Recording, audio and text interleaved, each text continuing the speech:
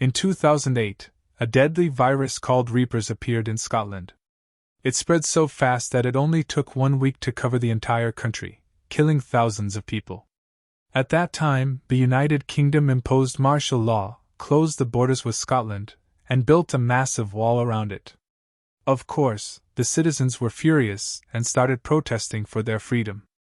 Unfortunately, one of the infected people showed up in the middle of the protests. The army opened fire on him, but his blood spread among the crowd, infecting everyone nearby. Chaos broke out instantly. People began attacking the soldiers, desperate to escape the infected zone. The troops fired back at everyone, unable to distinguish between the healthy and the infected. Eventually, the soldiers were trapped near the borders and forced to retreat to save their own lives. During all this, a mother was trying to protect her daughter, but a bullet hit her eyes amid the crossfire. The mother ran toward a military helicopter and begged the soldiers to take her daughter with them.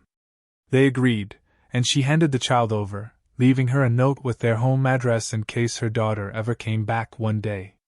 Scotland was completely isolated from the world. Those who were left inside had to eat anything they could find, dogs, rats, and eventually, even each other as things got worse. Later, the city's power was cut off, which meant that everyone inside the quarantine zone was presumed dead. The entire world condemned Britain for what it had done to Scotland, cutting off all relations with it.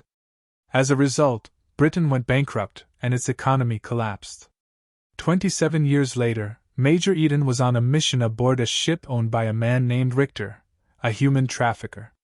Eden and her partner Jones infiltrated the ship while Richter was closing a deal. But one of his followers spotted them and opened fire. Jones and Eden barely escaped the gunfire. Believing the buyer had betrayed them, Richter and his men killed him and his crew. Then Richter appeared suddenly behind Jones, holding a gun to his neck. Jones had no choice but to surrender. Eden, who had a cybernetic eye linked to her watch, could see everything happening through it. After assessing the situation, she stepped out of hiding and pointed her gun at Richter. She ordered him to drop his weapon, but he refused and stepped back. He stumbled, and his gun went off, accidentally shooting and killing Jones. Enraged, Eden shot Richter dead. Afterward, Intelligence Chief Nelson approached Eden and asked about Jones. She took a small chip out of her watch and handed it to him. It contained the full recordings from her artificial eye. "See for yourself what happened," she told him. Then she pulled out the note her mother had given her and looked heartbroken because she couldn't remember her mother's face, nor could she find the address written on it. Nelson tried to comfort her, telling her to rest because she was pushing herself too hard. The next day, the police raided a drug den, only to discover corpses infected with the virus. On that same day, a senior government official named Michael informed the Prime Minister, Hatcher, that the virus had reached London. Hatcher immediately called for an emergency meeting to discuss containment measures. The first suggestion was to seal off London, just like they did with Scotland. The idea came from a woman named Jane, and Hatcher agreed to it. But Nelson warned that chaos would erupt throughout the city just like it had in Scotland years earlier. After the meeting, Michael showed Nelson satellite images proving that people were still alive in Scotland. He theorized that one of them must have found a cure for the virus, and he asked Nelson to assemble a special operations team to enter the quarantine zone and retrieve it. Nelson didn't waste any time and immediately recommended Eden for the mission, especially since she wanted to go there to search for her mother. Eden agreed and went to meet with Michael, but before she left, she gave Nelson her mother's note for safekeeping. When Michael met with Eden, he gave her the mission briefing. Her target was a scientist named Dr. Kane, one of the top Scottish researchers who had been working on a cure. Michael told her she had only 46 hours to find the cure before London would also be placed under quarantine. As Eden prepared for departure, London had already started to boil with protests after martial law was declared. The Prime Minister asked Michael for advice, and Michael told him that quarantine was the only way to prevent the infection from spreading worldwide. Otherwise, the virus would consume the entire planet, and no one would be able to stop it. After that, Eden met up with her team, and together they set off aboard a military ship, bringing all their gear with them. When they reached the quarantine zone, they disembarked and split into 2 armored vehicles. Not long after, one of the vehicles hit something unknown. When they fired a flare, they discovered that the area around them was filled with dead cows. The team kept moving and found an old recording of a commander saying that they had taken shelter in a hospital. They used to send regular updates to London until the power went out. In the recordings, the commander said people had started eating each other once their food ran out and that he feared their turn would come soon, especially since the hospital wouldn't protect them from whatever was coming next. The team eventually reached the hospital, where the doctors began searching for any clues that could lead them to a cure, while the drivers prepared the armored vehicles in case they had to make a quick escape. Suddenly, one of the drivers saw a girl standing in front of the vehicle. Eden warned him to stay away because she might be infected, but he ignored her, insisting the girl looked fine and probably needed help. He did what he thought was right and stepped out to approach her. As soon as he touched her, the girl collapsed unconscious in his arms. He radioed the team to report what happened, and they told him to bring her inside the vehicle and keep her isolated until they arrived. Suddenly, a group of crazed survivors appeared out of nowhere and attacked the team. Eden ordered everyone to seal the area immediately and told the drivers to get ready to move. Meanwhile, the driver placed the girl inside the isolation chamber in the vehicle. Outside, the rest of the team fought off the attackers, shooting down anyone who approached, but the number of hostiles kept increasing. Things got worse when more people outside the hospital started throwing Molotov cocktails at the armored vehicles. Back inside the vehicle, the girl woke up in the isolation room, stood behind the driver, and killed him. Before he died, he managed to pull the pin on a grenade, which exploded and killed them both. Meanwhile, Eden and her team were still inside the hospital. She ordered them to enter the elevator to avoid the overwhelming numbers outside. Once everyone was inside, Eden cut the elevator cable and fired a grenade to absorb the shock from the fall, saving her team from the impact. They managed to escape from the hospital alive. At the same time, the other driver was heading toward them in his vehicle, but out of nowhere, one of the maniacs appeared and shot an arrow into his neck. The armored truck lost control and flipped over. The surviving soldiers crawled out and tried to defend themselves, but the crazies outnumbered them badly. Most of the team was slaughtered, and only Eden and one teammate were left. They had no choice but to run. Unfortunately, they didn't make it far. The maniacs captured Eden and her teammate and took them to their leader, a man named Soul. It turned out that these crazed people called themselves the Marauders. Soul treated Eden brutally, beating her viciously to make her confess what she knew. He asked her where she came from.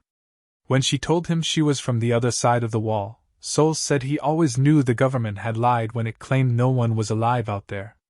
Then he forced her to come with him to the other side. Before leaving the cell, he ordered his men to keep her alive, saying they might need her later. At the same time, one of the Marauders, a woman named Viper, destroyed Eden's watch, which contained her tracking device so no one could find her. That night, Soul gathered all his people and threw a celebration for capturing Eden and her teammate. As a twisted reward, he burned her teammate's flesh alive in front of everyone. Meanwhile, Eden, still locked in the cell, managed to free herself using a small broken piece from her shattered watch. Then the prison guard came and handed her a piece of frozen meat so she could eat and regain some strength. She asked him to bring her something to drink, and when he got close enough, she pulled him by the chain hooked through his nose, forced him to open the cell door, and the moment she got out, she killed him instantly. After that, she saw a girl in the cell next to hers. Her name was Callie.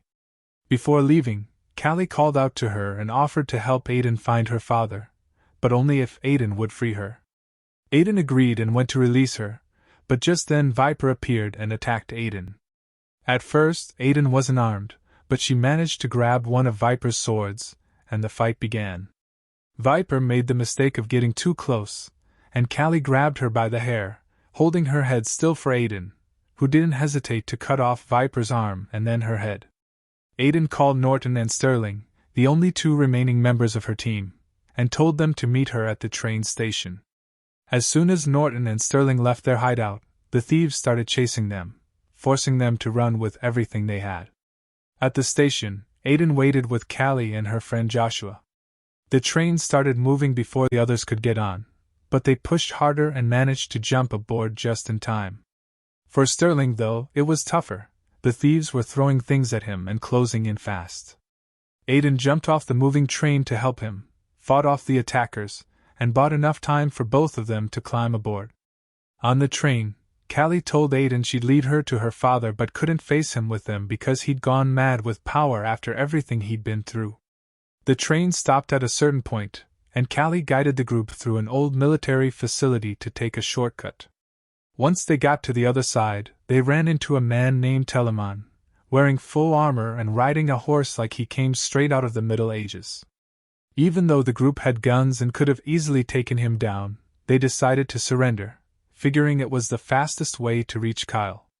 Meanwhile, the other three tried to escape, but a squad of Kyle's knights showed up, killed one of them, and captured the rest. Telemon took the prisoners to an ancient castle where Kyle was waiting. Kyle told them the virus wasn't to blame, their genes had been strong from the start. Then we shift to London, where chaos had taken over. One of the infected managed to break into the security headquarters and tried to kill Hatcher, but a guard shot him first. Unfortunately, the guard got blood splattered on him and had to be quarantined. Unable to handle the stress, he ended up taking his own life. The next day, Aiden was told she'd be sent to the fighting arena for entertainment. Telemon had armor and weapons, she had nothing, not even a toothpick to defend herself. At the same time, the other three broke out of prison after overpowering the guards. They raided the armory, grabbed weapons and explosives, and prepared to fight back. Back in the arena, Aiden faced off against a massive opponent.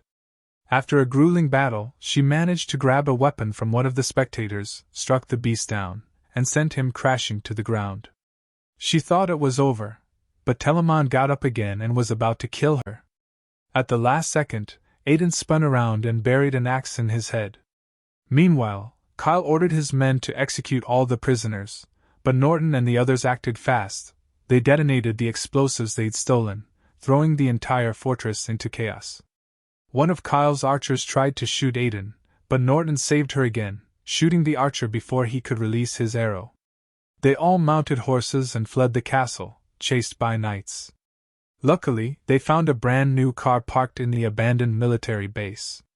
They fueled it up quickly while Norton hit the control panel to close the main gate, keeping the knights out. But before he could reach the car, an arrow struck him in the back. He collapsed, and the team had no choice but to leave him behind before the gate shut. Aiden contacted Nelson, told him the mission was complete, and asked him to trace her call to find her location. Michael overheard everything and ordered a helicopter to pick them up. Then Sulo and his gang appeared behind them, riding a stolen police car and motorcycles. Aiden tried everything to lose them, but they were too fast. One of the thieves smashed her windshield, blinding her view.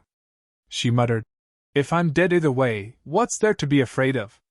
Then she pulled off a wild stunt, spun the car around, shot out the police car's tires, and sent it flipping over the bridge. But it wasn't over, more cars came after her. So she drove in reverse straight toward them, forcing the thieves to swerve and avoid crashing head-on. What followed was an incredible sequence of chases and shootouts. Aiden showed unmatched courage, refusing to back down no matter what. Eventually, she managed to lose them and reached the border, where a helicopter was waiting. Michael stepped out and asked her about the cure. Aiden told Sterling to get Callie out of the car, then turned to Michael and said the cure was in her blood. But as the conversation went on, she realized something was off. Michael wanted the virus to spread and kill everyone, so he could later save the world and rise as humanity's hero.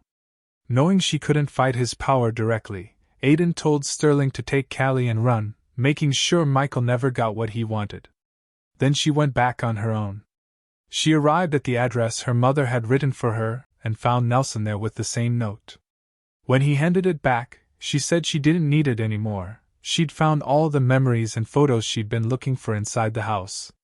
Then she pulled out a data chip containing a recording of Michael admitting he wanted the virus to wipe out humanity. She told Nelson that this recording could destroy Michael once and for all. And that's exactly what happened. Nelson followed her plan, leaked the recording to the press, and Michael's downfall became headline news everywhere. In the final scene, we see Aiden returning to the thieves' hideout, holding Sulo's head in her hand. Everyone stood silent as she threw the head on the ground, then, one by one, they started chanting her name. Now, they had a new leader. And that's the end of our movie. If you enjoyed it, don't forget to like the video and subscribe to the channel.